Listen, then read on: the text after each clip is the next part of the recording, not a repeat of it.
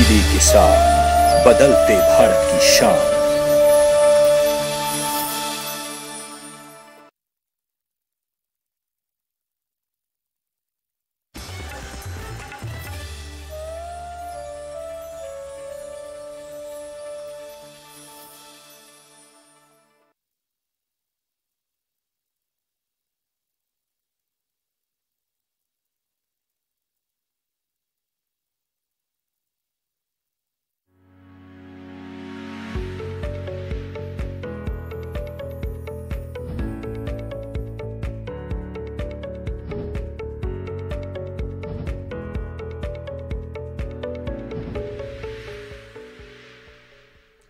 नमस्कार, आप देख रहे हैं दूरदर्शन किसान। हमारे लाइव फोन कार्यक्रम हेलो किसान में आप सभी का स्वागत है। मैं हूं ज्योत्सना टंडन। हेलो किसान में हर दिन हम आपके लिए लेकर आते हैं कुछ ऐसे विषय जो कि खेती किसानी से संबंधित होते हैं, जिनमें कुछ ऐसी बातें होती हैं जो कि आपकी खेती किसानी में बहुत ज्यादा मददगार साबित हो सकती हैं। तो आइए आपको बता दें कि हम आज किन विषयों पर बात करने वाले हैं। आज हम बात करेंगे भारत में जैविक खेती की संभावनाओं पर, और साथ ही बात होगी अमरूद के बागों में समसामयिक कार्यों की।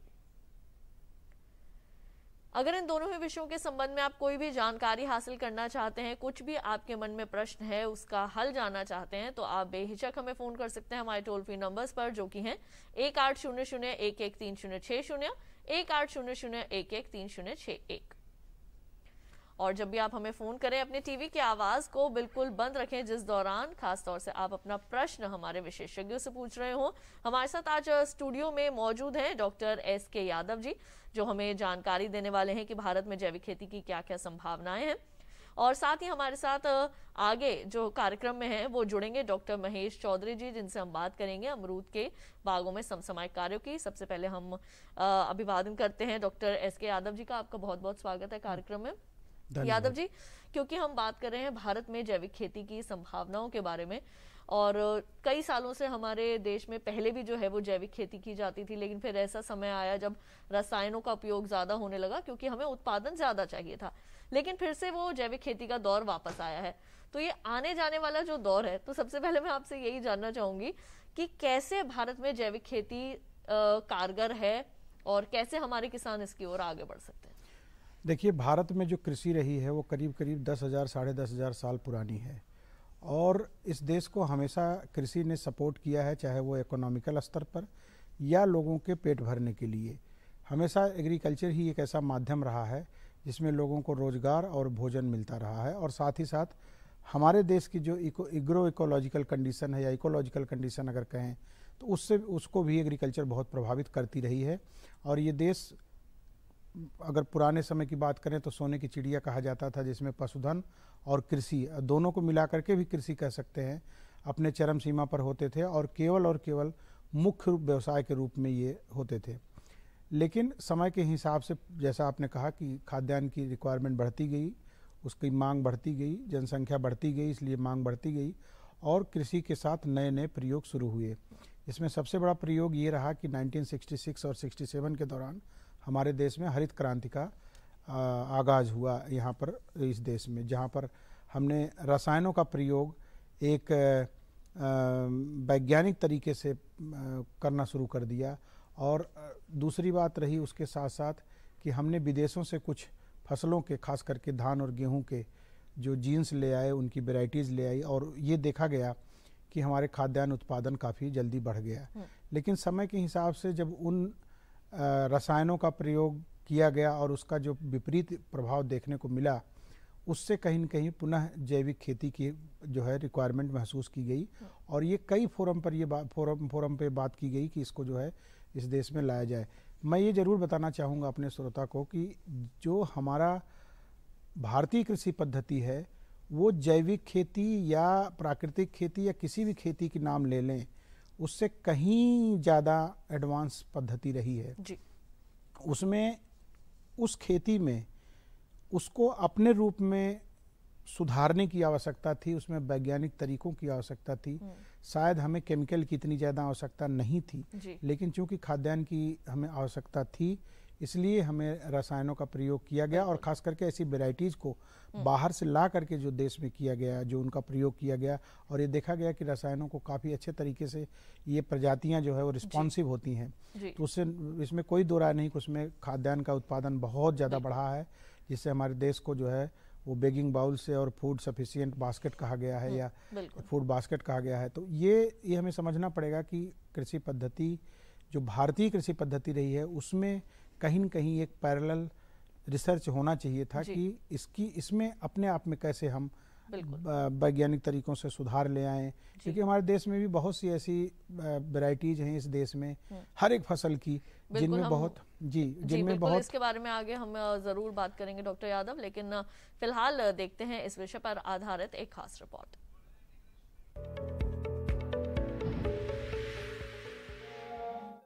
भारत में ग्रामीण अर्थव्यवस्था का मुख्य आधार कृषि है और कृषि की ताकत है मिट्टी।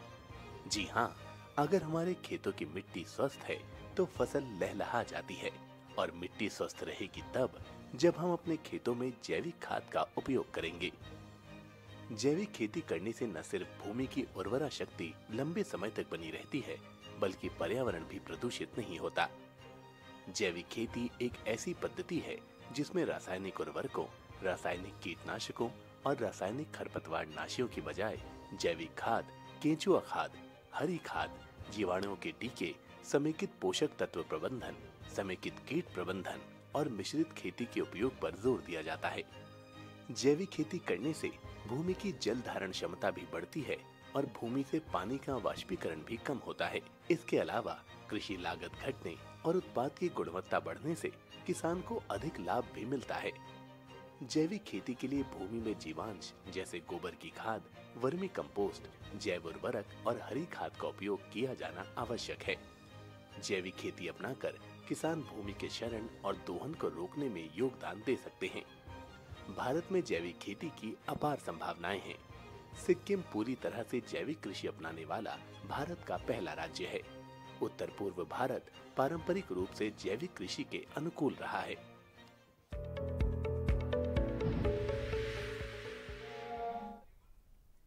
तो अभी आपने देखी एक खास रिपोर्ट, और जैसे कि मैंने आपको बताया कि आज हम बात कर रहे हैं कि भारत में जैविक खेती की क्या संभावनाएं है, और इसके ऊपर तमाम जानकारी दे रहे हैं doctor S K. Yadav ji. Doctor Yadav, अब आपसे ये जानना चाहेंगे कि जब हम बात करते हैं जैविक खेती की तो पर्यावरण भी जो है वो इससे काफी जुड़ा होता है। किस तरह से हमारे पर्यावरण के लिए भी लाभकारी है जैविक खेती? देखिए, अभी आपका जो वीडियो दिखाया गया उसमें भी पर्यावरण की काफ़ी चर्चा की गई है, और मैं यही बताना चाह रहा था कि जो भारतीय कृषि पद्धति रही है उसका केवल और केवल एक ही एजेंडा आ रहा है कि हमें मिट्टी और वातावरण दोनों में सुधार लाना है। अगर ये दोनों एक पौधे के सपोर्ट के लिए सुधरे रूप में रहते हैं तो आपको खाद्यान्न की कोई कमी नहीं होती, पौधों की ग्रोथ में कोई कमी नहीं होती। जब हम किसी केमिकल का प्रयोग नहीं करते हैं, ऐसा केमिकल जो इंडस्ट्रीज में बना हो, जो आर्टिफिशियली सिंथेसाइज्ड केमिकल हो, कृत्रिम रूप से बनाया हुआ कोई भी रसायन जब हम खेतों में नहीं डालते हैं तो उसका दुष्प्रभाव नहीं पड़ता है। बहुत से ऐसे केमिकल हैं, चाहे फर्टिलाइज़र ले लीजिए या पेस्टिसाइड, उनका न केवल ग्राउंड वाटर में पॉल्यूशन जा रहा है बल्कि उनसे बहुत सी गैसेस भी निकलती हैं जो वातावरण को दूषित करती हैं, और साथ ही साथ सारे रसायन किसी न किसी रूप में हमारे खाद्यान्न पदार्थों में भी मौजूद रहते हैं, जिसको हम कहते हैं रेजिड्यू, जो मेटाबोलाइट्स के रूप में पौधों के भीतर रहते हैं, खाद्यान्न में रहते हैं उनके। तो और पशुओं के चारे में भी वही जाते हैं और हमारे खाद्यान्न में भी वही आते हैं। तो हमारा जो दूसरा सोर्स है, जो सबसे बड़ा खाद्यान्न का, जो कि लाइव स्टॉक है, वो भी पूरे तरीके से प्रदूषित हो चुका है, क्योंकि केमिकल का जो प्रयोग हुआ है, प्रयोग करना एक सही एडवाइस रहा है, लेकिन जिस हिसाब से उसको दिया गया, जिस हिसाब से उसको खेतों में दिया जाता है, वो कहीं न कहीं एक गलत तरीके से उसका जो है वो उपयोग होना शुरू हो गया है किसान के स्तर पर। चाहे उनको प्रॉपर ट्रेनिंग की नहीं दी गई हो या अवेयरनेस नहीं क्रिएट किया गया हो, कहीं न कहीं रसायन का प्रयोग हमारे इकोसिस्टम के साथ कंपैटिबल बनाते हुए जो एडवोकेसी होनी चाहिए थी, रिकमेंडेशन होनी चाहिए थी, वो नहीं की गई, जिसका हम आज खामियाजा भुगत रहे हैं। बिल्कुल, या लाइफ स्टॉक की आपने बात करी, पशुपालन की अगर हम बात करें तो जैविक खेती को पशुपालन के साथ हम कैसे जोड़ सकते हैं, क्योंकि हमारे कितने किसान भाई बहन हैं जो कि खेती किसानी के साथ साथ आज के समय में पशुपालन भी अपना रहे हैं और कई तरह के दुधारू पशु जो हैं वो उनके पास रहते हैं, तो कैसे जैविक खेती को पशुपालन से जोड़ा जा सकता है? देखिए, जैविक खेती के लिए सबसे महत्वपूर्ण जो बात है वो होती है मिट्टी की स्वास्थ्य।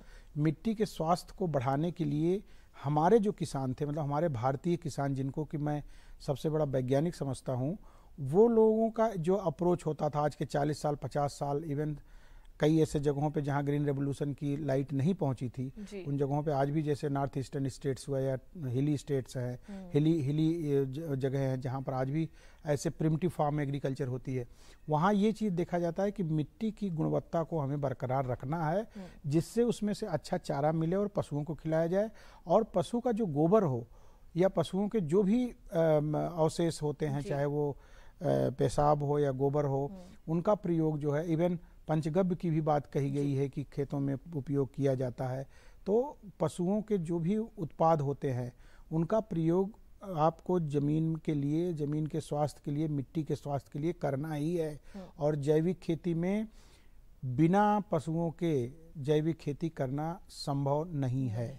इसलिए पशुओं का जैविक खेती के साथ वही संबंध है जब आज के हम 50 60 साल पहले जब हम केवल और केवल भारतीय कृषि पद्धति की बात करते हैं, तो उसके कृषि के पूरे तरीके में पशुपालन ऑटोमेटिकली जो है वो एक पार्ट होता है, वो एक उसका इंटीग्रल पार्ट है। तो इसलिए जैविक खेती में पशुपालन का बहुत ज़्यादा महत्व है। अगर कहा जाए तो दोनों एक दूसरे के ऊपर निर्भर हैं, और अगर किसी एक कंपोनेंट को हटाया जाता है तो दूसरा कंपोनेंट नहीं चल पाएगा। बिल्कुल।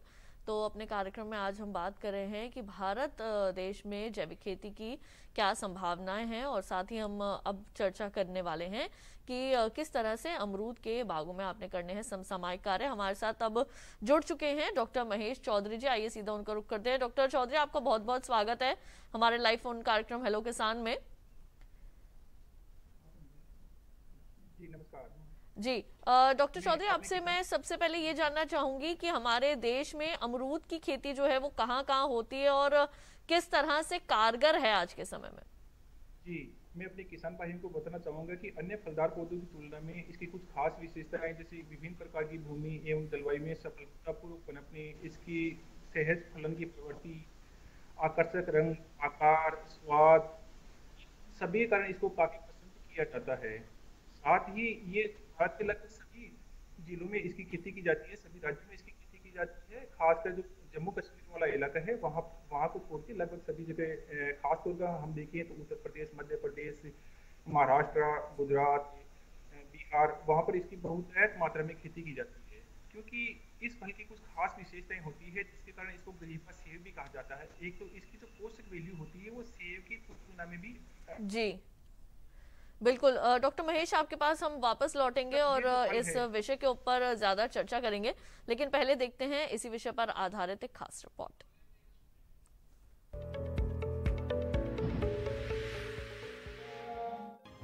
अमरूद को गरीबों का सेब भी कहा जाता है। अमरूद में विटामिन, आयरन और फास्फोरस प्रचुर मात्रा में पाए जाते हैं। अमरूद से जेली, बर्फी और कई तरह की दूसरी चीजें भी बनाई जाती हैं। अमरूद की खेती गर्म और शुष्क जलवायु में की जा सकती है, क्योंकि ये गर्मी और पाला दोनों सहन कर सकता है। अमरूद की खेती के लिए जुलाई अगस्त का महीना सबसे अच्छा होता है। अमरूद की सफल बागवानी के लिए इसमें समसामयिक कार्य करना भी जरूरी है। जुलाई का महीना बाग में रोपण, रिक्त स्थानों की पूर्ति और पौधे तैयार करने के लिए आदर्श होता है। गूटी या कलम से तैयार अमरूद के पौधों को मृदा गेंद के साथ 45 बाय 45 बाय 45 सेंटीमीटर के पहले से खुदे गड्ढों के बीचों बीच रोपित करना चाहिए। रोपित पौधों को तुरंत सिंचित करें। इसके बाद तीसरे दिन और फिर प्रत्येक 10 दिनों के अंतराल पर यह जरूरत के अनुसार पानी देना चाहिए। अमरूद में श्याम वर्ण रोग को नियंत्रित करने के कृषि विशेषज्ञों की सलाह से उचित उपाय करें। पुराने या स्थापित बगीचों में 0.3% बोरेक्स का 15 दिनों के अंतराल पर 2 बार छिड़काव करें। बाग में कीटों की रोकथाम के लिए समय रहते उचित उपाय करें। ध्यान रखें कि किसी भी तरह के कीटनाशक का छिड़काव कृषि विशेषज्ञों की सलाह से ही करें और छिड़काव तुड़ाई के 15 दिनों पहले ना करें। तो अभी आपने देखी है खास रिपोर्ट और अब आइए हमारे साथ जुड़ चुके हैं हमारे पहले कॉलर नंद स्वरूप मिश्रा जी बाराबंकी उत्तर प्रदेश से। जानते हैं उनका सवाल क्या है। हेलो हेलो नंद स्वरूप जी, आपका बहुत बहुत स्वागत है कार्यक्रम में। अपना सवाल पूछिए, क्या जानना चाहते हैं? हाँ नमस्ते मैडम। नमस्कार, मैं नंद स्वरूप मिश्रा उत्तर प्रदेश बाराबंकी से। जानना मैं चाहता हूँ कि अमरूद में इस समय जो है थोड़ा फल में जो है काना रोग लग रहा और फल में धब्बे काले चकरते आ रहे हैं, तो इनको हम किस प्रकार से रोकथाम करें जिससे हमारा फल बढ़िया हो, स्वाद हो, मिठास हो, तभी बाजार में कदर होगी। दूसरी चीज, हम इसकी जो डंठलें बढ़ती है तो किस मौसम में हमको काटना चाहिए, किस महीने में काटना चाहिए जिससे हमारे फसल को भी नुकसान हो, हमारा पौधा बढ़िया हो। जी बिल्कुल। डॉक्टर महेश, आपके लिए मैं सवाल दोहरा दूं। इनके दो सवाल हैं कि अमरूद की फसल में एक तो काले धब्बे लग रहे हैं, जो फल है उनके ऊपर काले धब्बे लग रहे हैं, और दूसरा यह है कि डंठल जो है जब वो बढ़ जाते हैं तब वो कौन सा उचित समय है जब उन्हें काटना चाहिए, क्या बताएंगे इसके बारे में? जो हमारे किसान भाई है उन्होंने बड़ा अच्छा प्रश्न पूछा है। सबसे पहले तो मैं बताना चाहूंगा कि अमरूद 3 बार बहार आती है, यानी 3 बार पुष्पन आता है, जिसको हम बहार के नाम से जानते हैं। अम्बे बहार, मृग बहार और हर्ष बहार। अम्बे बहार आती है वो फरवरी मार्च के महीने में आती है। दूसरी जो मृग बहार आती है वो जुलाई अगस्त के महीने में आती है। तो सबसे पहले तो मैं बताना चाहूंगा कि जो अभी बारिश के मौसम में जो बहार आती है वो हमारे किसान भाइयों को नहीं लेनी चाहिए। इसमें पैदावार थोड़ी अधिक होती है, लेकिन इसमें जो जैसे हमारे किसान भाई बता रहे हैं जैसे फल के धब्बे होना या जैसे फल मक्खी का प्रकोप काफी ज्यादा होता है, तो उसके लिए बहार नियंत्रण इसमें अमरूद में काफी मायने रखता है। तो सबसे पहले तो जो हमें मृग बहार लेनी है, मृग बहार में अभी वाले जो पुष्पन आते हैं उनको रखना है, वो जो पहली वाली जो बहार आती है उसको पुष्पन को हटा देना है। दूसरा, हमारे किसान भाई पूछ रहे हैं कि उसमें काट छांट का समय कब होता है, तो ये बड़ा महत्वपूर्ण है अमरूद में काट छांट, क्योंकि हमेशा जो भी इसमें नए जो कलियों का सृजन होता है, जितनी ज्यादा नए कली सृजन होते हैं उतनी ही ज्यादा इसमें पुष्पन और उसमें फलत होता है। तो मैं अपने किसान भाई को बताना चाहूंगा कि जो भी बहार, क्योंकि बहार का हमेशा हम चयन करते हैं कि वहां पर कौन सी बहार को पसंद की जाती है, हमारे पास में क्या क्या संसाधन है, पानी है क्या नहीं है, बाजार की मांग क्या है। तो जैसे हम बात करें कि मृग बहार सबसे उत्तम होती है, तो उसके लिए जैसे जनवरी फरवरी के महीने में हमें काट छांट कर देनी चाहिए। यदि वो सर्दियों वाली बहार ले रहा है तो इस समय उसको काट छांट कर देनी चाहिए। यदि उसके आगे वाली बहार ले रहे हैं तो उसके लिए फिर बाद में अक्टूबर के महीने में काट छांट कर देते हैं। काट छांट का जो उचित जो समय है वो बहार के ऊपर निर्भर करता है हमें कौन सी बहार लेनी है। और जैसे हमारे किसान भाई बता रहे हैं कि उसके फल पे यदि धब्बे हो रहे हैं तो जैसे छिड़काव कर सकते हैं। और दूसरे आजकल जो बैग्स वगैरह है फलों के ऊपर, उन बैग का भी काफी प्रयोग किया जाता है, जिसके जो फल की जो चमक अच्छी हो जाती है, उसको हम बैगिंग बोलते हैं, जिसको केला बांधना भी कहा जाता है। बिल्कुल। और इसी के साथ कार्यक्रम में वक्त हो चला है एक छोटे से ब्रेक का। आगे भी चर्चा को रखेंगे जारी, कहीं मत जाइए, देखते रहिए हमारा लाइव फोन कार्यक्रम हेलो के साथ।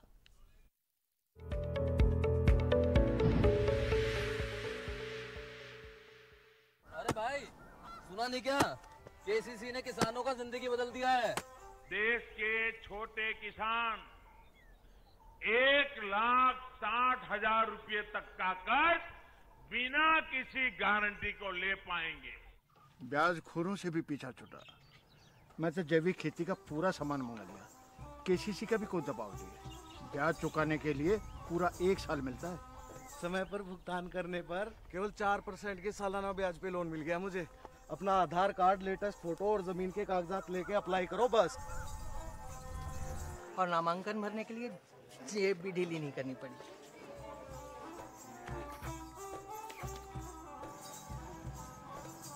चाचा, उधार चुकाने के 24 घंटे के बाद उतने ही पैसे वापस निकाल सकते हैं। केसीसी ने किसानों की जिंदगी वाकई बदल दी है। तो आप भी किसान क्रेडिट कार्ड अपनाएं और सहजता से ऋण पाएं। ब्रेक के बाद एक बार फिर आप सभी का स्वागत है हमारे लाइव फोन कार्यक्रम हेलो किसान में, जहां आज हम बात कर रहे हैं भारत में जैविक खेती की संभावनाओं की और साथ ही बात हो रही है अमरूद के बागों में समसामयिक कार्यों की। अगर इन दोनों विषयों के संबंध में आप कोई भी जानकारी हासिल करना चाहते हैं तो हमारे टोल फ्री नंबर पर फोन कीजिए 1800-113060 और 61, ये दोनों ही हमारे नंबर हैं। हमारे साथ एक अगले दर्शक फोन लाइन पर इस वक्त मौजूद हैं, आइए उनका सवाल जानते हैं। निर्मल सिंह जी मौजूद हैं उत्तर प्रदेश से। नमस्कार निर्मल सिंह जी, आपका बहुत बहुत स्वागत है कार्यक्रम में, सवाल पूछिए। ठीक।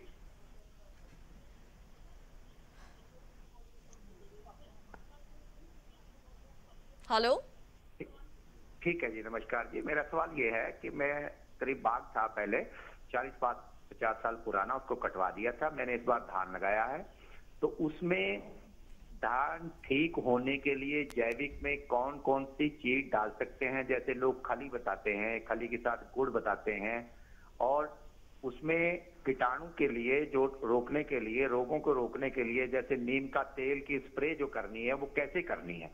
पहले तो टिर्लिंग के लिए ठीक से मतलब पता लग जाए कैसे उपज बढ़ेगी, टिर्लिंग ज्यादा होगी, जो पेस्टिसाइड ना डाल सकें और जो जैविक तरीके से उसको ठीक से उसको खेती कर सके धान की फसल की। जी डॉक्टर यादव जी, पहली बात तो देखिए, जो उन्होंने कई चीज़ें उसमें एक साथ मिला दी। कीटनाशक की भी बात की और अच्छे खासी उसकी फर्टिलाइजर। सबसे अच्छा कीटनाशक है काऊ यूरिन, गाय का मूत्र, पेशाब, उसको आप यूज करिए। और नीम का तेल अगर घर का बना हुआ है तभी आपका प्रभावशाली होगा, क्योंकि मार्केट में जो होता है वो कभी कभी बहुत पुराना होता है तो प्रभावशाली नहीं होता है। गाय का जो मूत्र है उसका प्रयोग करें और उसको जो है कम से कम 4 से 5 गुना जो है डाइल्यूट करके उसको मतलब उसको उसमें पानी डाल के उसका आप धान पर छिड़काव करें। रही बात टिलरिंग की, तो जब तक धान की वैरायटी अच्छी नहीं होगी और धान में जो है फर्टिलिटी अच्छी नहीं होगी, ज़मीन के अंदर जब तक मृदा स्वास्थ्य अच्छा नहीं होगा, उसके लिए आप बर्मी कंपोस्ट, लेकिन अभी इस समय खड़ी फसल में बर्मी कंपोस्ट डालना मुश्किल होगा क्योंकि पानी भरा रहता है ज़्यादातर धान में और बरसात का भी मौसम है। इसलिए अभी तो ये है कि आप अगले सीजन में पुनः तैयारी करें अच्छे से, तभी हो पाएगा। बाकी अगर आपको कुछ प्रयोग करना है तो आप बर्मी वाश प्रयोग कर सकते हैं, जो बर्मी कंपोस्ट के रूप में जो निकलता है, बर्मी कंपोस्ट के बनाते वक्त जो पानी के रूप में निकलता है, या काऊ यूरिन, गाय का मूत्र सबसे अच्छा इस समय है। बिल्कुल। तो यहाँ निर्मल जी, आपकी जो सवाल था उसका जवाब जो है यहाँ पर डॉक्टर यादव ने दे दिया है। आइए एक बार फिर से रुक कर लेते हैं डॉक्टर चौधरी का, हमारे साथ मौजूद है। डॉक्टर चौधरी, हम बात कर रहे हैं अमरूद के बागों में समसामयिक कार्यों की, तो सबसे पहले ये जानना चाहेंगे कि बरसात के इस मौसम में कौन कौन से कीटों का प्रकोप होने की संभावनाएं रहती हैं और किसान कैसे नियंत्रण कर सकते हैं? जी, इस मौसम में काफी, क्योंकि बारिश वाली फसल है और कीट प्रकोप का जो भी रोग है उनका प्रकोप काफी होता है। तो मैं हमारे किसान भाई को बताना चाहूंगा कि जैसे हम पहले भी बात कर रहे हैं कि इसमें 3 बार पुष्पी होता है, अम्बे बहार, मृग बहार और हर्ष बहार। तो हमें जो अम्बे बहार है उसको नहीं लेना है, क्योंकि उसके जो फल हैं वो जो अमरूद में जो फल है वो लगभग 4-4.5 महीने में पक जाते हैं। तो अभी बारिश के मौसम में फल जो भी बाजार में आते हैं उसमें कीट काफी आते हैं, जिसमें खासकर हम बात करते हैं फल मक्खी की। तो फल मक्खी का प्रकोप काफी होता है। तो इसके लिए मैं अपने किसान भाइयों को सुझाव देना चाहूंगा कि हमें मृग बहार लेनी है जिसके फल सर्दी में पके। उस फल की गुणवत्ता काफी अच्छी होती है, साथ ही उस फसल में कीट बीमारियों का प्रकोप भी काफी ज्यादा होता है। जो किसान भाई अभी वाली फसल लेना चाहते हैं और फल मक्खी का यदि कंट्रोल करना चाहते हैं तो उनको बताना चाहूंगा कि हमेशा एक तो बाग, जो भी हम बाग बगीचा लगा रहे हैं उसको साफ सुथरा रखें। यहाँ पर हम आम ही जो भी दूसरे बाग बगीचे हैं उसमें किसी तरह की वीड्स वगैरह है, खरपतवार है या दूसरे तरह की जो सूखी लकड़ियां हैं उनको समय समय पे हटाते रहें और बिल्कुल बाग को साफ सफाई रखें। दूसरा, जो भी अपनी जो बाग बगीचे की जमीन है उसको गहरी जुताई कर दें। उससे क्या होगा कि जो भी प्यूपा वगैरह है या जो भी लट वगैरह है वो बाहर आ जाएगी और जो दूसरे अपने जो बेनिफिशियल जो भी इंसेक्ट हैं वो उनको नष्ट कर देते हैं। तीसरा, मैं कहना चाहूंगा कि इसमें जो अपना फेरामोन ट्रैप है उसकी काफी महत्वपूर्ण भूमिका होती है। हमें 1 हेक्टेयर क्षेत्रफल में लगभग 10 ट्रैप लगाने होते हैं जो कीट को अपनी ओर आकर्षित कर लेते हैं। उसमें क्या होता है कि इसमें जो वो नर कीट है उनको अपनी ओर आकर्षित कर लेता है। उस ट्रैप में हम नीचे मेलाथियन या दूसरे तरह की जो भी कीटनाशी है वो उस ट्रैप में रख देते हैं। उससे जो भी जो कीट है वो आकर्षित होकर उसमें खत्म होते रहते हैं। दूसरा, इसमें जो समस्या आती है वो जैसे हमारे किसान भाई कह रहे थे, इन्फेक्शन की समस्या आती है। दूसरा, विल्ट की समस्या काफी ज्यादा देखी गई है और जो उत्तरी भारत में नेमेटोड्स की काफी ज्यादा समस्या देखी गई है। तो ये जो समस्याएं हैं, एक तो हमें सबसे पहले ध्यान रखना है कि हमें जो भूमि का जो चयन ऐसा करना है कि भूमि अधिक क्षारीय नहीं हो। जहाँ पर जो मिट्टी का जो पीएच मान है 7.5 से अधिक होगा, वहां पर विल्ट जो समस्या है, उखटा समस्या है, उसकी समस्या ज्यादा आती है। और जो निमेटोड्स की जो समस्या आती है उत्तरी भारत में, जिसके कारण काफी बाग बगीचे हमारे नष्ट हो जाते हैं। तो उसके लिए हमें हमारे किसान भाई हैं जो भी नए बाग बगीचा लगाना चाहते हैं उनको मैं बिल्कुल डॉक्टर चौधरी आपके पास वापस लौटेंगे। हमारे साथ एक दर्शक इस वक्त फोन लाइन पर मौजूद हैं बाराबंकी से, जितेंद्र जी, उनका सवाल शामिल करते हैं पहले। Hello hello. हाँ मैम। जितेंद्र जी आपका स्वागत है कार्यक्रम में, सवाल पूछिए। हाँ मैम, मेरे अमरूद के पौधे जो हैं सर करीब 8 साल के हो गए हैं, 8-9 साल के सर, वो अब सूख रहे हैं, एक एक करके लगातार सूखते जा रहे हैं। और उनमें हमने जी हाँ उसमें सूख रहे हैं और सर उसमें डाले हैं बहुत कुछ, लेकिन सर रुक नहीं रहे हैं। बिल्कुल डॉक्टर चौधरी क्या बताना चाहेंगे? 7-8 साल के पौधे हैं, अब लगातार एक एक करके सूख रहे हैं, क्या वजह हो सकती है? जी, इसमें उखटा जो अभी हम बात कर रहे थे, उखटा रोग जो विल्ट की जो समस्या है वो शायद हो सकती है। फिर भी अपने जो नजदीकी कृषि विज्ञान केंद्र है अथवा जहाँ पर उद्यानिकी विभाग है वहाँ पर एक बार आप संपर्क करें। लेकिन फिर भी मैं बताना चाहूँगा कि जो बड़े बाग बगीचे जो सूखने की जो समस्या है वो 2 ही कारण से ज़्यादातर देखी गई है अपने उत्तरी भारत में।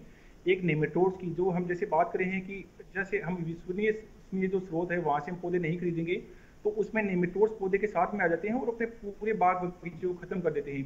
दूसरा, कई बार किसान भाई करते हैं कि बाग बगीचों में अनावश्यक अधिक पानी लगाते हैं, जैसे जहाँ पर जो ड्रिप इरिगेशन बूंद-बूंद सिंचाई है वहाँ पर तो फिर भी हम सीमित पानी लगाते हैं। जो किसान भाई फ्लड इरिगेशन करते हैं, जो सतही सिंचाई करते हैं, वहाँ पर ये विल्ट की जो उखट्टा की समस्या है वो ज़्यादा होती है। तो उसके लिए मैं अपने किसान भाई को बताना चाहूँगा कि हमेशा जब भी हम पानी देवें अथवा जो भी खाद उर्वरक डालें, वो जो अपना मुख्य तना होता है उसे 2-3 फीट की दूरी पे दें, उसे पोषक भी अच्छा मिलेगा, साथ ही जो तने वाली जो समस्या आएगी वो भी नहीं आएगी। दूसरा, जैसे अभी डॉक्टर साहब बात कर रहे हैं जीवी की, तो ट्राइकोडर्मा आता है बाजार में, तो ट्राइकोडर्मा हम जो अपना गोबरी खाद है उसके साथ एनरिच करके वो भी यदि हम पौधे में डालेंगे तो काफ़ी हद तक जो विल्ट जो उखट्टा की जो समस्या है वो दूर हो जाएगी। और क्योंकि 8 साल पुराने इनका बगीचा हो गया है तो आप उसमें काट छांट का भी अवश्य ध्यान रखें। अभी भी आप काट छांट कर सकते हैं। यदि अनावश्यक यदि घना आपका बाग बगीचा हो रहा है तो उससे हमारे पौधे की कैनोपी भी अच्छी बनेगी और उसमें फ्रूटिंग और फ्लावरिंग भी अच्छी होगी। बिल्कुल। अब आइए डॉक्टर यादव से करते हैं बात। डॉक्टर यादव, भारत में जैविक खेती की संभावनाओं को लेकर आज हम बात कर रहे हैं, तो ये बताएं कि जैसे अब जो हमारे युवा किसान हैं जो खेती की ओर अब धीरे धीरे आगे बढ़ रहे हैं और कृषि के अंदर अपनी जो शिक्षा है वो भी प्राप्त कर रहे हैं, तो क्या ऐसे नए किसानों को प्रशिक्षण देने की आवश्यकता है जैविक खेती की? क्योंकि ये जो हम आज उनको सिखाएंगे वो कल भविष्य जो है वो अच्छा बना पाएंगे। जी, प्रशिक्षण की बहुत आवश्यकता है, क्योंकि कृषि में समय के हिसाब से प्रशिक्षण होना और समय के हिसाब से उसमें इनोवेशन होना, ये नवाचार होना, ये बहुत ज़रूरी होता है। और देखेंगे तो इस लाइन पे हमारे पास इंदिरा गांधी राष्ट्रीय मुक्त विश्वविद्यालय द्वारा जैविक खेती में एक प्रमाण पत्र का प्रारंभ किया गया है। जो कोई भी किसान या जो हमारे युवा वर्ग के लोग हैं जो खेती से अपना करियर बनाना चाहते हैं, क्योंकि इसमें संभावनाएं अपार हैं, चाहे हम फूड प्रोसेसिंग की बात करें, चाहे प्रोडक्ट मार्केटिंग की बात करें। आजकल जो कंज्यूमर अवेयरनेस इतना ज़्यादा है कि सबको ऑर्गेनिक फूड प्रोडक्ट की जो है वो रिक्वायरमेंट हो रही है, धीरे धीरे लोग उसके प्रति जागरूक हो रहे हैं, तो इसमें संभावनाएं अपार हैं। तो अगर कोई भी युवा इस खेती को अपनाना चाहते हैं, जैविक खेती को अपनाना चाहते हैं, तो प्रशिक्षण कार्यक्रम लगभग सारे विश्वविद्यालयों में, कृषि विश्वविद्यालयों में उपलब्ध है। और इससे संबंधित अगर आपको शिक्षा की चाहत है तो आप घर बैठे इंदिरा गांधी राष्ट्रीय मुक्त विश्वविद्यालय के पाठ्यक्रम को आप अपने में इनरोल करके एडमिशन ले करके आप जैविक खेती के बारे में पूरी जानकारी प्राप्त कर सकते हैं। बिल्कुल। हमारे अगले कॉलर इस वक्त मध्य प्रदेश से मौजूद हैं फोन लाइन पर, आइए कार्यक्रम में उनका सवाल शामिल करें। Hello hello. जी मैडम। जी सर, आपका बहुत बहुत स्वागत है कार्यक्रम में, अपना सवाल पूछिए, क्या जानना चाहते हैं? जी मैडम, राजेंद्र सिंह ठाकुर बोल रहे हैं सर, एमपी से, टीकमगढ़ डिस्ट्रिक्ट से मैडम। जी राजेंद्र जी बताइए। सर मैं मैडम जो बोल रहा हूँ कि जो मैंने अमरूद के पेड़ लगाए थे सर जी, तो वो सूख रहे हैं मैडम, 1-2 साल के होने के बाद सूख गए। 1-2 साल के होने के बाद सूख गए। आपने निकट के किसी कृषि विज्ञान केंद्र से संपर्क करने की पहले मालूम नहीं था, तो आप जानकारी मिली टीवी के माध्यम से, इसलिए आपसे ठीक है। तो सीधा रुक करते हैं डॉक्टर चौधरी का। डॉक्टर चौधरी, यहाँ पर भी सेम जो है वो यहाँ पर भी दिक्कत वही है कि अब 1-2 साल के हो गए हैं और उसके बाद धीरे धीरे सूख रहे हैं। न्यूमाटोड की वजह से हो सकते हैं? जी मैडम। सबसे पहले जैसे हमारे जो किसान भाई मध्य प्रदेश से बोल रहे हैं, क्योंकि अच्छा एरिया है, हेलो। तो वहाँ पर सबसे पहले हमें बात ध्यान रखनी है कि जैसे कई बार हम पौधा बाजार से खरीद के लगा देते हैं, पौधे की हम आयु नहीं देखते वो कितना साल पुराना है, या जब भी हम ग्राफ्टेड या जो भी बड़े हम प्लांट्स खरीदते हैं तो हम उसकी कलिकाएं अथवा जो भी जो ग्राफ्टिंग की जो विधि है उसको हम सही ढंग से नहीं देख पाते और ऐसा पौधा खरीद लेते हैं जो कि हमारे लिए उत्तम नहीं है। तो सबसे पहले तो मैं हमारे जो भी जो किसान भाई है उनको कहना चाहूँगा कि हमेशा जो भी विश्वस्त या जो विश्वसनीय जो नर्सरी है, जैसे अपना केंद्रीय बागवानी उपोषण संस्थान है रहमान खेड़ा लखनऊ, आप वहाँ से पौधे खरीद सकते हैं। अपने नज़दीकी कृषि विज्ञान केंद्र वहाँ से पौधे खरीद सकते हैं। हम देखते हैं कि जो भी हम पौधा खरीदते हैं उसके नीचे की जो बोल होती है वो काफ़ी हार्ड होती है, जो ब्लैक सॉइल अथवा जो रेड सॉइल होती है। तो काली मिट्टी अथवा लाल मिट्टी के कारण क्या होती है कि जो जड़ें बाहर नहीं निकल पाती है और पौधा 1 साल तक लगभग अच्छा रहता है, लेकिन फिर वो धीरे धीरे सूख जाता है, क्योंकि उसकी जो जड़ें हैं वो जो अपनी जो मिट्टी का जो नीचे की जो पिंड होती है, जिसको हम पिंड बोलते हैं लोकल भाषा में, वो पिंड टूट नहीं पाता और जो जड़ें हैं वो एक जगह ही घूमती रहती है, उसको हम कोई जड़ बोलते हैं। तो ये पौधे उपयुक्त नहीं होते लगाने के लिए। तो जब भी हम पौधा खरीदें लगभग पौधे की आयु 1 वर्ष के आसपास हो। साथ ही जब भी यदि ऐसी समस्या हो कि मिट्टी उसकी काफ़ी हार्ड है, जो पिंड काफ़ी सख्त होता है, तो उसको अपनी एक बाल्टी में पौध रोपण से पहले 2-3 घंटे पहले आप उसको रख दें तो लगभग 50% के आसपास जो मिट्टी होती है वो हट जाती है। उससे क्या होगा कि जो जड़ी होगी वो जड़ें थोड़ी सी खुल जाएगी, पौधा अपने आप कभी भी जलेगा नहीं। यदि आप उस पौधे का आप रोपण करेंगे तो पौधे में कोई समस्या नहीं आएगी, पौधे की आपकी ग्रोथ जो भी आपकी बढ़वार है वो काफ़ी अच्छी होगी, क्योंकि पौधा ही जो अमरूद ही एक ऐसी फल है जो हमें बहुत कम समय में रोपण के लगभग 6 महीने बाद में फल देने लग जाता है। और यही कारण है कि हमारे देश के मुख्य 5 फलों में अमरूद का मुख्य स्थान आता है और इसकी जो खेती है वो दिनों दिन बढ़ती ही जा रही है। जी बिल्कुल, तो हम यहाँ पर उम्मीद करेंगे आपको आपकी समस्या का जो समाधान है वो मिल गया है। कार्यक्रम में वक्त हो चला है एक और छोटे से ब्रेक का, कहीं मत जाइए, देखते रहिए हमारा लाइव फोन कार्यक्रम हेलो किसान।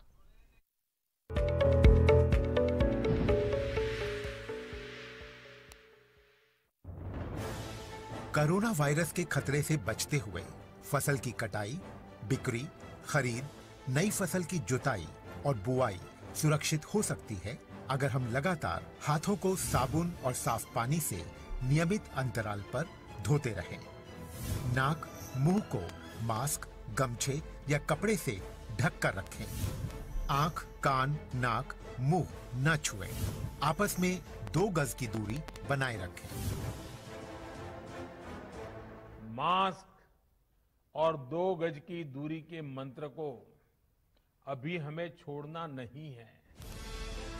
फसलों की बुवाई एवं कटाई करते समय आपस में कम से कम 2 गज की दूरी बनाए रखें।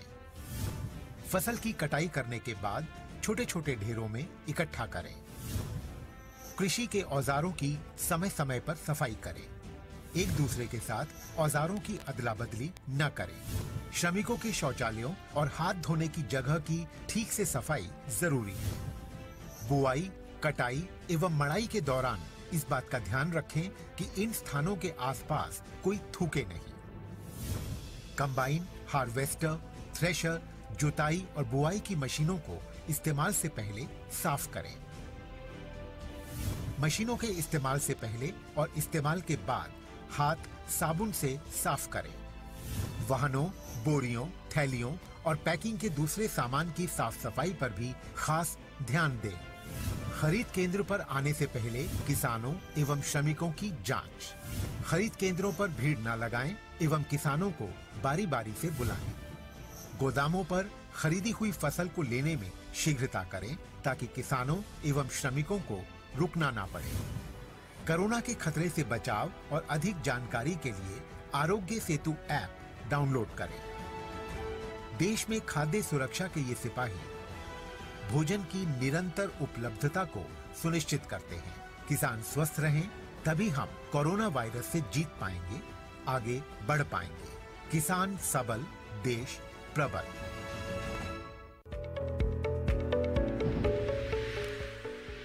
ब्रेक के बाद एक बार फिर आप सभी का स्वागत है हमारे लाइव फोन कार्यक्रम हेलो किसान में। आज हम बात करें भारत में जैविक खेती की संभावनाओं की और साथ ही बात हो रही है अमरूद के बागों में समसामयिक कार्यों की। एक अगले दर्शक कॉलर हमारे साथ इस वक्त अनिल जी मौजूद है फोन लाइन पर बिहार से। आइए जानते हैं उनका सवाल क्या है। Hello hello hello Anil ji, आप तक आवाज पहुंच रही है हमारी?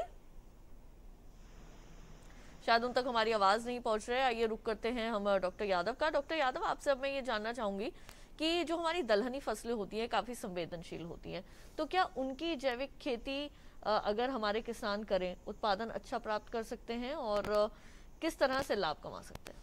देखिए, मैंने पुनः मैं इस बात को दोहराना चाहूँगा कि जब भारतीय कृषि होती रही है वो एक पूर्ण रूप से जैविक से बहुत आगे बढ़ चढ़ कर के तरीके से खेती होती थी, जिसमें दलहन फसल का बहुत महत्वपूर्ण जो है रोल होता था और दलहन फसल बहुत ही सक्सेसफुल तरीके से ग्रो होती थी। तो दलहन फसल जैविक खेती के तहत उत्पादन करना बहुत आसान है। इसमें किसी तरीके का जो है कोई कठिनाई नहीं होने वाली है। समस्या केवल इस बात की आती है कि हमें सही तरीके की जो है वो फसल की वैरायटी मिल जाए, सही तरीके का बीज मिल जाए। अगर ये वैरायटी और बीज, वैरायटी जो एग्रोक्लाइमेटिक कंडीशन के हिसाब से सूटेबल हो और बीज जो स्वस्थ हो, अगर ये दो चीज़ मिल जाए तो जैविक खेती के माध्यम से कोई भी फसल आसानी से उत्पादन की जा सकती है। और चूँकि जब हम जैविक खेती करते हैं तो इसमें विशेष ध्यान देने वाली बात ये होती है कि हम मृदा स्वास्थ्य के ऊपर बहुत ज़्यादा क्या कह सकते हैं, हमें पूरा का पूरा ध्यान केंद्रित करना होता है। और यदि आपकी मृदा स्वस्थ है तो हमेशा एक स्वस्थ पौधे का निर्माण होगा, हमेशा एक स्वस्थ पौधा उगेगा और जब स्वस्थ पौधा होगा तो उसके उत्पाद भी स्वस्थ होंगे। तो इसलिए जैविक खेती एक्चुअल में जो हमारी भारतीय कृषि पद्धति रही है, मैं इस बात को बार बार इसलिए दोहरा रहा हूँ कि जो भारतीय कृषि पद्धति हम भूल चुके हैं उसमें एक छोटा पार्ट हम जैविक खेती की बात आज कर रहे हैं यहाँ बैठ करके। अगर उस पूरे प्रक्रिया को देखी जाए, पूरी भारतीय कृषि पद्धति के पूरे उसके आयामों को समझा जाए तो शायद इस देश के लिए वही एकमात्र विकल्प है। उसमें वैज्ञानिक तरीके को और समावेश करके उसको और उपजाऊ बनाया जाए, यही एक ज़रूरत है। और कहीं न कहीं जैविक खेती जो है वो ऑटोमेटिकली हमारे देश के लिए आगे आने वाले समय के लिए वो बढ़ चढ़ करके रहेगी। बिल्कुल। अनिल कुमार जी हमारे साथ एक बार फिर से जुड़ चुके हैं बिहार से। आइए उनका सवाल शामिल करें। हेलो। हाँ, हेलो सर। जी अनिल जी, आपका स्वागत है, सवाल पूछिए। जी सर, हम कैमूर बिहार से बोल रहे हैं सर जी। हम जैविक खेती करना चाहते हैं सर। हम लोग रासायनिक खेती करते हैं। ठीक है। तो ये हाँ सर, हम लोग जैविक खेती करना चाहते हैं। पहले हम लोग रासायनिक खेती करते आ रहे हैं जी। तो खेत में क्या क्या डालें, में क्या क्या डालें कि सर रासायनिक जैविक खेती हो, और ये कीटनाशक दवा और ये बीज खाद सर, ये अनुदान के बारे में भी जानना चाहते हैं सर। बिल्कुल। तो जैविक खेती की शुरुआत करना चाहते हैं। जी, जैविक खेती देखिए बिहार में बहुत सफलतापूर्वक की जा रही है कई ज़िलों में, और जो हमारे देश में वर्ल्ड रिकॉर्ड बना है उत्पादन का वो भी कहीं न कहीं जो है बिहार से ही आया है और जैविक खेती के माध्यम से भी आया है उत्पादन में। तो आप जैविक खेती करने के लिए सबसे पहले अपनी मृदा को ध्यान दीजिए, मिट्टी को ध्यान दीजिए, और यदि आप खेती करना चाहते हैं तो सारे रसायनों को बंद करना होगा। ज़मीन का शोधन करना पड़ेगा जिसमें आप गोबर की खाद, सड़ी हुई गोबर की खाद या केचुए की खाद शुरुआत में डालें। और सबसे जो महत्वपूर्ण बात है, मृदा के साथ साथ, मृदा के स्वास्थ्य के साथ साथ, मिट्टी के स्वास्थ्य के साथ साथ एक उचित फसल की उचित किस्म जरूर खोजें। ये हमें सोचना पड़ेगा कि हमें उचित किस्म कहाँ मिलेगी। ये आप अपने पुराने लोगों से बात करेंगे, अपने गांव के लोगों से बात करेंगे, अपने जो है क्षेत्र के लोगों से बात करेंगे तो ऐसी फसलों की किस्में अभी भी छोटे छोटे जगहों पे उपलब्ध हैं। बहुत से छोटे किसानों के पास भी आपको मिल जाएंगी। उन फसलों को लगाइए, उन किस्मों को लगाइए और इसमें जैविक खेती होगी। मैं ये नहीं कह रहा हूँ कि आपको जो फसलें आप उगा रहे हैं उसमें जैविक खेती नहीं हो सकती, उसमें हो सकती है। मृदा को आप शोधित करिए और साथ ही साथ आप बीज बनाने की प्रक्रिया भी शुरू करिए। हमारा कहने का मतलब है कि जो आजकल फसलों की किस्में हैं उसमें ज़्यादातर जो बीज उपयोग हो रहे हैं वो हाइब्रिड के हो रहे हैं, और हाइब्रिड के बीज हम दूसरी बार नहीं प्रयोग कर सकते हैं, इसलिए हमें मार्केट जाना पड़ता है। जब तक हम बीज में एक स्वावलंबी नहीं बनेंगे, जो कि 50 साल पहले हमारे देश में किसान हुआ करते थे, 40 साल पहले, क्या हम कहेंगे 30 साल पहले तक स्वावलंबनपन होता था। कभी भी किसान को बीज के लिए बाज़ार में उसी बीज के लिए जाना पड़ता था जो फसल गांव में या खेत में नहीं उगाते थे किसान। तो ये चीज़ ध्यान दीजिए, और इसी तरीके से जैविक खेती और भारतीय कृषि को वापस लाने की ज़रूरत है। और रसायनों का प्रयोग अभी कम कर दीजिए, एकदम से 1-2 सालों में एकदम से कम कर दीजिए, छोड़ दीजिए, और जैविक खेती, जैविक उर्वरकों का प्रयोग जरूर शुरू करिए, गौमूत्र का प्रयोग करिए, और जो नीम के तेल का, नीम की खली का प्रयोग करिए। सब हमारे शास्त्रों में आपको, पुराने शास्त्रों में मिलेगी, पुराने लोगों से बातचीत करेंगे, सारी जानकारी आपको मिलेगी। तो इस तरीके से आप कर सकते हैं। बिल्कुल। हमारे एक और कॉलर हमारे साथ महेश जी जुड़ चुके हैं छत्तीसगढ़ से, आइए उनका भी कार्यक्रम में सवाल शामिल करते हैं। हेलो। हेलो जी महेश जी, आपका बहुत बहुत स्वागत है कार्यक्रम में, अपना सवाल पूछिए। जी, हम रासायनिक खेती करते हैं जी, और आसपास भी पूरा रासायनिक खेती होता है जी। जैविक खेती की शुरुआत कैसे करें? बिल्कुल महेश जी, अभी हमने बताया, एक अनिल जी बिहार से बात कर रहे थे कि जैविक, एक तो आप जब चारों तरफ आपके खेत के रासायनिक खेती हो रही है तो जैविक खेती शुरू करना थोड़ा कठिन होगा, इसलिए लोगों से बातचीत करिए, एक ग्रुप बनाइए, और अपने खेत को पूरे तरीके से जैविक करने के बजाय आधा खेत पहले करिए, और आधे खेत में फिर 1-2 साल 3 साल के बाद उसको परिवर्तित करिए जैविक में। आप एकदम से जैविक में टोटल खेत मत प्रयोग करिए, और इस तरीके से 2 से 4 साल में उसको आगे बढ़ाइए, जिसमें आपको रसायन रोक देने हैं और जैविक उर्वरकों की मात्रा जो है वो खेतों में बढ़ानी है। हरित खाद का प्रयोग करना है जब 2 फसलों के बीच में आपको समय मिलता है, खास करके जब हमारी बारिश शुरू होती है छत्तीसगढ़ में, तो वैसे बारिश थोड़ी अर्ली आती है, तो आप जो है जल्दी आने का फ़ायदा उठाइए, और वहाँ पर जो आपकी हरित फसलें हैं, जैसे आपका सनई और ढैंचा या मूंग है, इनकी जो फसलें, उनके जो पेड़ पौधे होते हैं, उनको जब ज़मीन में आप जुताई कर देते हैं और वो सड़ने के लिए पर्याप्त समय उसको मिल जाता, पानी मिल जाता है, तो इससे खेत की उर्वरता शक्ति बहुत ज़्यादा बढ़ जाती है, उसमें जो मिट्टी होती है स्वस्थ हो जाती है, और आप देखेंगे समय के हिसाब से केचुए और अन्य जीव वापस आना शुरू हो जाते हैं। जब तक खेत आपका जीवों से परिपूर्ण नहीं होगा, जैविक खेती करना लगभग बहुत कठिन होगी। बिल्कुल। तो अगर आप भी जानना चाहते हैं कि जैविक खेती आप अगर करना चाहते हैं और उसके संबंध में कोई जानकारी हासिल करना चाहते हैं, या फिर अगर आपके अमरूद के बाग हैं और आप जानना चाहते हैं कौन कौन से इसमें समसामयिक कार्य करें, तो बेहिचक आप हमें फ़ोन कीजिए हमारे टोल फ्री नंबर्स पर 1800-113060 और 61, ये दोनों हमारे नंबर हैं। जब भी आप फ़ोन करेंगे आपका कोई भी पैसा, कोई भी शुल्क नहीं लगेगा।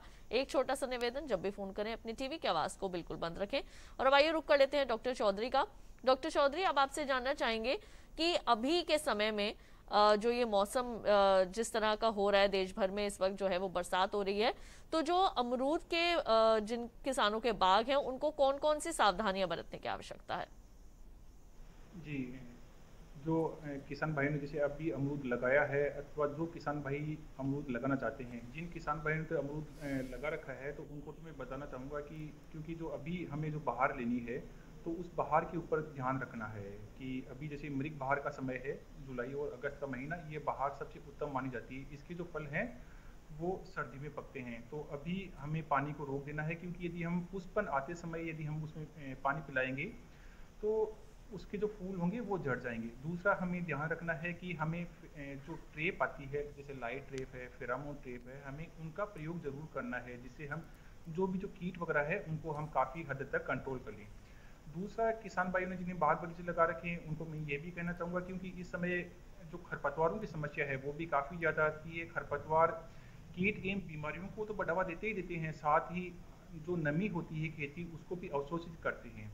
इसके अलावा भी जो खरपतवार होते हैं वो काफ़ी समस्याएं पैदा करते हैं, तो हमें हमारे खेत को साफ सुथरा रखना है। अभी जो किसान भाई नए बाग बगीचे लगाना चाहते हैं, क्योंकि ये जो समय है ये नए बाग बगीचे लगाने के लिए काफ़ी उपयुक्त है। जिन किसान भाइयों ने, क्योंकि जो भी किसान भाइयों ने नए बाग बगीचे लगा रखे हैं उन्होंने पहले से गड्ढे, उम्मीद करता हूं कि पहले से गड्ढे तैयार कर रखे होंगे, क्योंकि मई जून का समय गड्ढे तैयार करने के लिए उपयुक्त होता है। तो वो किसान भाई सबसे पहले उनको ध्यान रखना है कि वो भी उपयुक्त जो स्रोत है वहाँ से ही पौधे खरीदें, क्योंकि अमरूद में बहुत सारी किस्में हैं, लेकिन हर किस्म की जो परफॉर्मेंस है, उसकी जो उपज है वो मिट्टी और जलवायु के ऊपर निर्भर करती है। तो हमें वहाँ कौन सी अच्छी किस्म चल सकती है उसका चयन करना है। अमरूद में सफेद गुद्दी वाली और लाल गुद्दी वाली दो तरह की किस्में आती है। सफेद गुद्दी वाली में जैसे इलाहाबाद सफेदा है, L49 है, अर्का मर्दुला है, इलाहाबाद सुरका है, हिसार सफेदा है। इसी तरह हम यदि लाल किस्में वाली की बात करते हैं तो जैसे ललित है, हिसार सुरका है, ऐसी किस्म का हमें चयन करना है। जी बिल्कुल। हमारे अगले कॉलर जो हैं सुभाष जी समस्तीपुर बिहार से हमारे साथ फोन लाइन पर मौजूद है, सवाल शामिल करते हैं। हेलो हेलो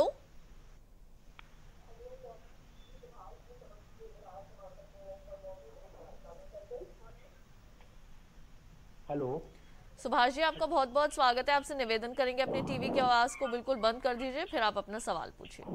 सर, मैम बोले मिट्टी के अंदर जैविक खेती के लिए क्या सब करना पड़ेगा? अपना सवाल दोहराएं एक बार फिर से। बता देते हैं। मैम बोले मिट्टी के अंदर क्या सब देना पड़ेगा जैविक खेती के लिए? जी जी सुभाष जी, आपको मिट्टी के लिए गोबर की खाद अच्छी सड़ी हुई, हरित फसल, हरित खाद जिसको हम कहते हैं, उसको फसल इसलिए कहते हैं क्योंकि उसमें हम कुछ न कुछ उपयोग के लिए सामान निकाल लेते हैं, उसकी फलियां ले लेते हैं, और साथ ही साथ यदि केचुए की खाद हो तो और ही अच्छा है। ये तीन चीज़ मुख्य रूप से डालते हैं। बाकी फसलों के हिसाब से जैसे धान के लिए अगर काई मिल जाए, जिसको अजोला बोलते हैं, तो भी बहुत अच्छा होता है। और कुछ खलियां भी प्रयोग में लाते हैं, जैसे खलियों का मात्रा थोड़ा कम रखेंगे लेकिन खलियां भी प्रयोग की जाती है, चाहे वो सरसों की हों या जो है मूंगफली की खली, लेकिन खलियों का प्रयोग थोड़ा कम किया जाता है। बाकी आप गायों का गोबर का सड़ी हुई खाद और गायों का मूत्र, बर्मी वॉश, ये सब आप प्रयोग कर सकते हैं। और इसके अलावा अपने नज़दीकी कृषि विज्ञान केंद्र के पास आप जाएं, वहाँ जो संबंधित वैज्ञानिक होंगे उनसे आप बात करें कि हमको जैव उर्वरक, जिसको हम बायो फर्टिलाइज़र अंग्रेजी में बोलते हैं, उसका ज़रूर प्रयोग करें। फसलों के हिसाब से जैव उर्वरक जो है वो निर्धारित हैं, उससे आपके ज़मीन में, उसके आपके मिट्टी में जो हमारे माइक्रोब्स होंगे, सूक्ष्म जीव होंगे, उनकी संख्या काफ़ी बढ़ेगी और वो नाइट्रोजन भी आपके ज़मीन में उपलब्ध कराएंगे हवा से लेकर के, और साथ ही साथ जो मिट्टी के अंदर जो आप ऑर्गेनिक मैटर डालते हैं उनका प्रॉपर डिकम्पोजिशन भी करके आपके पौधों के लिए न्यूट्रिएंट प्रोड्यूस करेंगे, उनके लिए पोषक तत्व बनाएंगे। बिल्कुल, तो उम्मीद करेंगे आपकी समस्या का जो समाधान है वो आपको मिल गया है। कार्यक्रम में वक्त तो चला है एक और छोटे से ब्रेक का, जल्द लौटेंगे वापस। देखते रहिए दूरदर्शन किसान।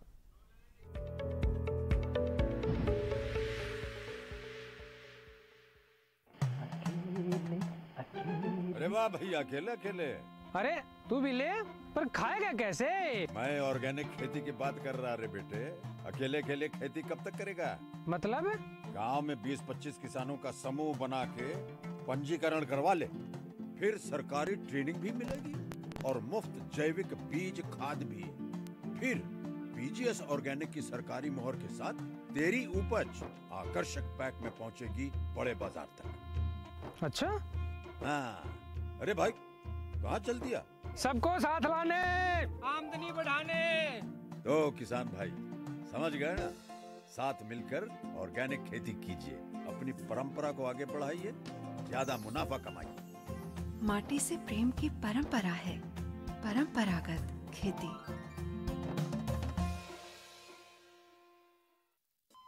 अरे सुन तो।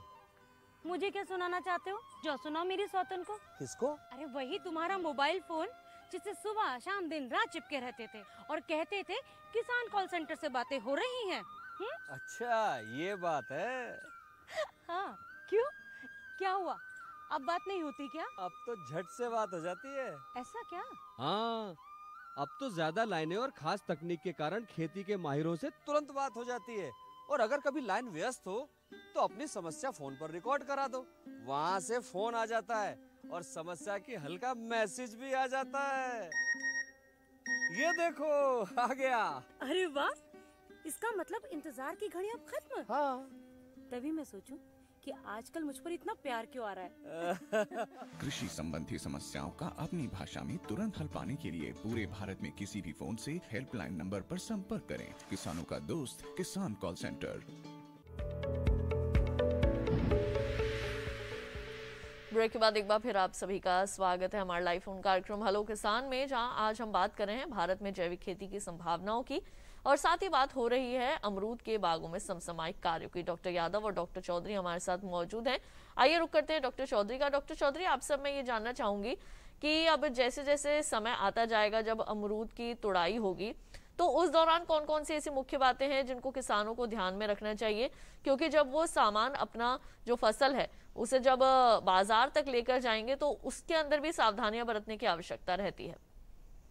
जी बिल्कुल, मैं हमारे किसान भाइयों को बताना चाहूँगा कि हमेशा जो उत्पाद अच्छा होगा, जिस फल की चमक अच्छी होगी, उसी फल की या उसी उत्पाद का जो बाजार मूल्य है हमें अच्छा मिल पाता है। कई बार हम देखते हैं कि यदि फल की गुणवत्ता अच्छी नहीं होती तो किसान भाई चाहे कितनी मेहनत के लिए उसको उसका उचित मूल्य नहीं मिल पाता है। तो सबसे पहले तो हमें ये ध्यान रखना है कि जब भी फल पकाव की अवस्था हो तो हमें कभी भी उसमें सिंचाई और खाद एवं उर्वरकों का उचित प्रबंधन करना है।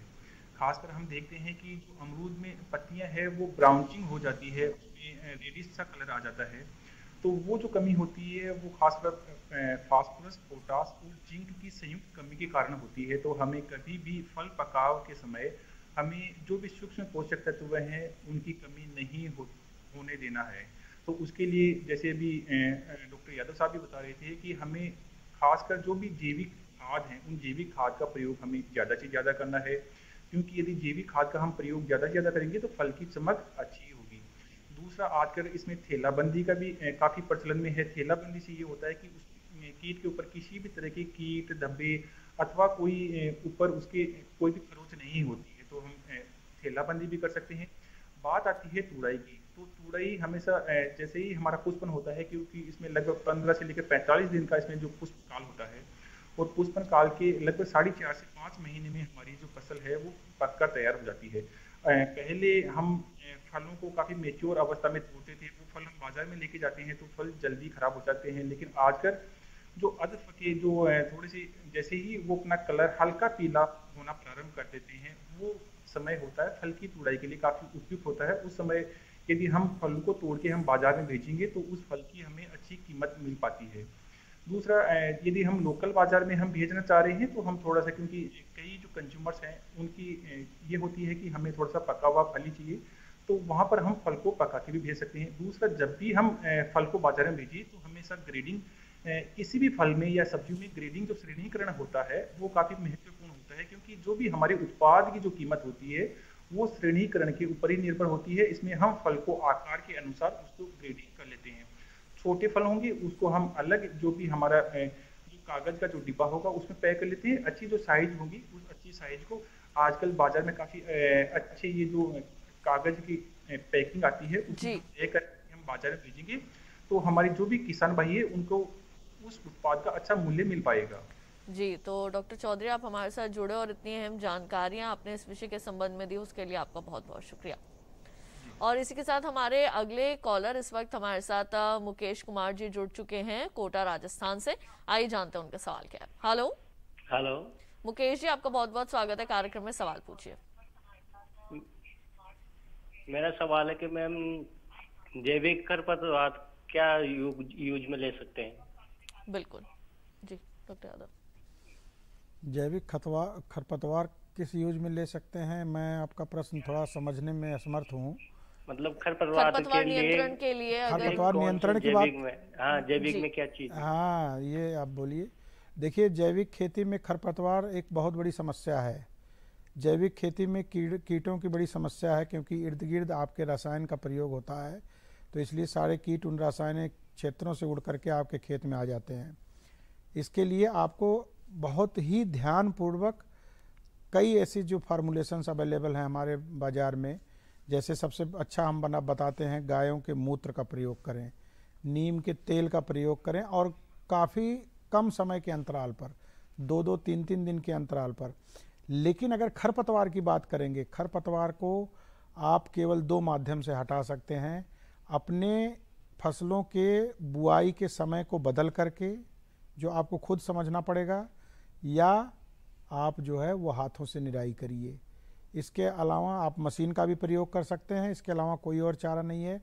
इसीलिए मैं बार बार कहता हूं, जो भारतीय कृषि में जो हमारी पुरानी किस्में थी उनमें खरपतवारों से लड़ने की क्षमता होती थी। अभी हाइब्रिड में वो क्षमता नहीं है, इसलिए आपको या तो ऐसी किस्मों को लाना पड़ेगा, जो फसल आप उगाते हैं उसमें देसी किस्मों को लाइए जो वहाँ पर आपके क्षेत्र में उनकी उपलब्धता हो, या जो बहुत सालों से वहाँ पर उगाई जाती रही हों, ऐसे किस्मों को पुनः लाइए। उत्पादन कम मिलेगा, लेकिन खरपतवारों की समस्या से उतना ज़्यादा प्रभाव उस पर नहीं पड़ेगा। दूसरा ये है कि आप हाथ से निराई करिए, यदि आपके पास परिवार में सदस्य हैं और आप लेबर अफोर्ड कर सकते हैं, और उनको एक उचित जगह पर ले जा करके उनको सड़ाइए और उसको पुनः खेत में ला करके जैविक उर्वरक के रूप में प्रयोग करिए। तो ये चीज़ें हैं जो सड़ने लायक न हो उसको आप सुखा करके जला करके उसका राख भी प्रयोग कर सकते हैं। बिल्कुल, और हम उम्मीद करेंगे यहाँ पर मुकेश जी आपको भी आपकी समस्या का जो समाधान है वो मिल गया। और इसके साथ डॉक्टर यादव आपका बहुत बहुत धन्यवाद, आप यहाँ पर आए और इस विषय के संबंध में इतनी अहम जानकारियां दी, उसके लिए आपका शुक्रिया जी, धन्यवाद।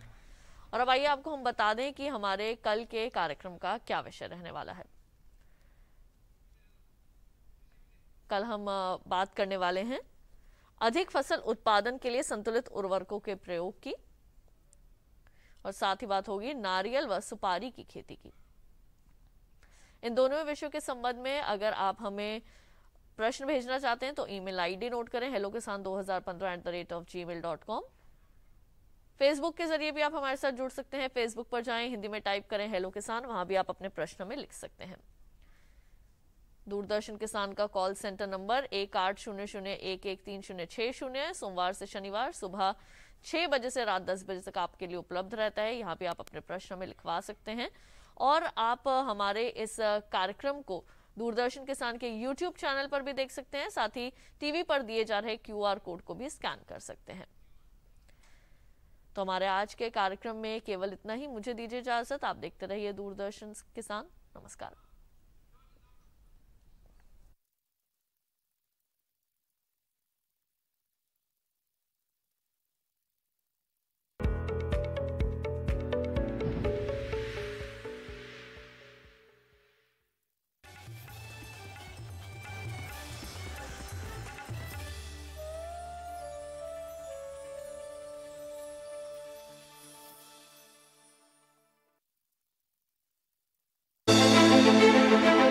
सरकार का प्रयास, महामारी में भी किया कमाल, नए उत्पादों पर दिया ध्यान, बम्पर हुआ कृषि निर्यात। देखिए विचार विमर्श में हमारी पेशकश बम्पर कृषि निर्यात, शुक्रवार रात 10 बजे दूरदर्शन किसान पर।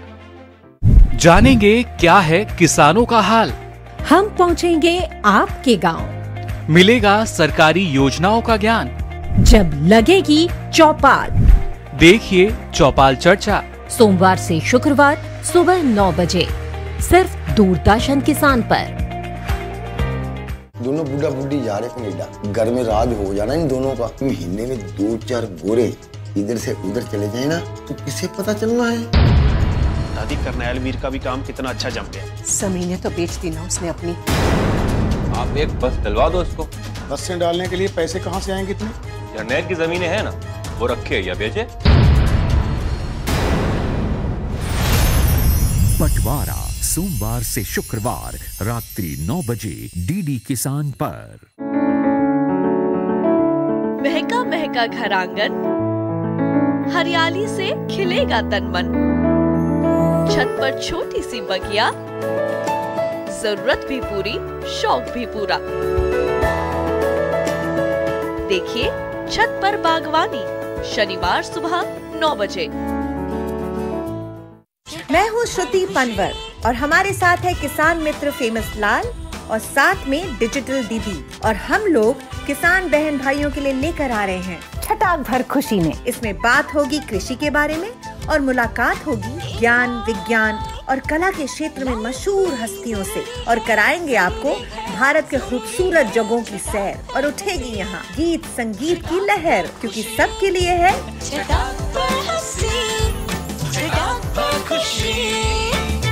छटाक भर खुशी। देखिए हर शुक्रवार शाम 4:30 बजे से। मैं चाहता हूँ मेरे पोते शांतनु और आपकी पोती और उनकी शादी हो जाए। दादाजी का हमेशा से यही सपना था कि इस गांव में एक अच्छा सा अस्पताल खुल जाए। कौन पूरा करेगा हमारा सपना? MBBS admission form. ये गाँव में वो नहीं होता है जो चाहता है भगवान, बल्कि वो होता है जो चाहता है दुबे प्रधान। मैं आपको डॉक्टर बनकर ही दिखाऊंगी। इस गांव में एक अच्छा सा अस्पताल खोलूंगी और आपका सपना पूरा करूंगी।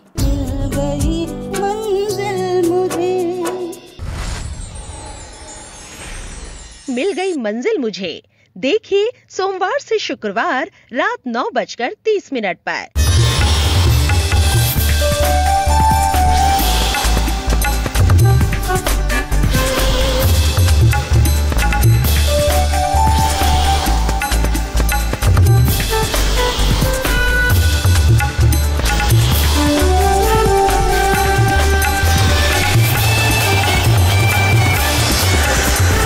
डीडी किसान, बदलते भारत की शान।